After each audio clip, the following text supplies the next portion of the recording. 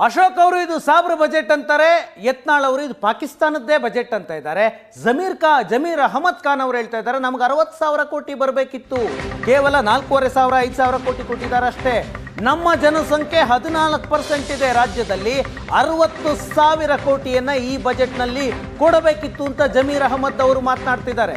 ಅಂದ್ರೆ ಸಿದ್ದರಾಮಯ್ಯನವರ ಬಜೆಟ್ ಅನ್ನ ಜಮೀರ್ ಅಹಮದ್ದೇ ಖಂಡಿಸ್ತಾ ಇದ್ದಾರಾ? ಇಲ್ಲ, 60,000 ಕೋಟಿ ಬರಬೇಕಿತ್ತು, ಬಂದಿರೋದು 4,700 ಕೋಟಿ ಅಷ್ಟೇ. ಬಿಜೆಪಿಯವರು ಸುಮ್ಮನೆ ಆರೋಪ ಮಾಡ್ತಾ ಇದ್ದಾರೆ, ಅವ್ರಿಗೆ ನಾಚಿಕೆ ಆಗಬೇಕು ಅಂತ ಜಮೀರ್ ಅಹಮದ್ ಮಾತಾಡಿದ್ದಾರೆ. ನೋಡಿ,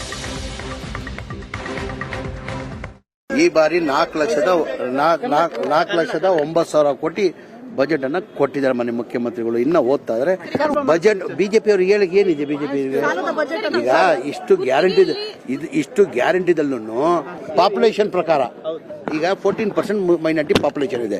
14% ಪಾಪ್ಯುಲೇಷನ್ ಪ್ರಕಾರ ಈಗ 4,09,000 ಕೋಟಿ ಬಜೆಟ್ ಕೊಟ್ಟಿರೋದು. ಈಗ ಪಾಪ್ಯುಲೇಷನ್ ಪ್ರಕಾರ ನೀವು ನೋಡೋಕೆ ಹೋದ್ರೆ ಕನಿಷ್ಠ 60,000 ಕೋಟಿ ಕೊಡಬೇಕು. ಎಷ್ಟು ಕೊಡ್ತಾ ಇರೋದು? 4,700 ಕೋಟಿ ಕೊಟ್ಟಿದ್ದಾರೆ. ಎಷ್ಟು? 4,700 ಕೋಟಿ ಕೊಡ್ತಾರೆ. ಆಮೇಲೆ ಎಲ್ಲರಿಗಿಂತ ಹೆಚ್ಚಾಗಿ ಬೇರೆಕ್ಕಿಂತ ಎಜುಕೇಶನ್ಗೋಸ್ಕರ ಕೊಟ್ಟಿದ್ದಾರೆ. ಅಲ್ಪಸಂಖ್ಯಾತರು ಎಜುಕೇಶನ್ಗೋಸ್ಕರ ಕೊಟ್ಟಿದ್ದಾರೆ.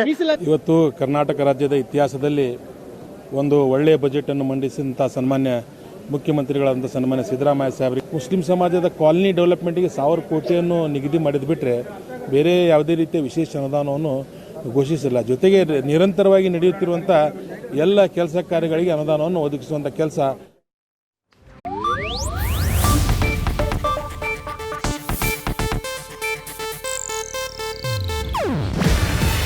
ಇದು ಏಷ್ಯಾನೆಟ್ ನ್ಯೂಸ್ ನೆಟ್ವರ್ಕ್ ಪ್ರಸ್ತುತಿ.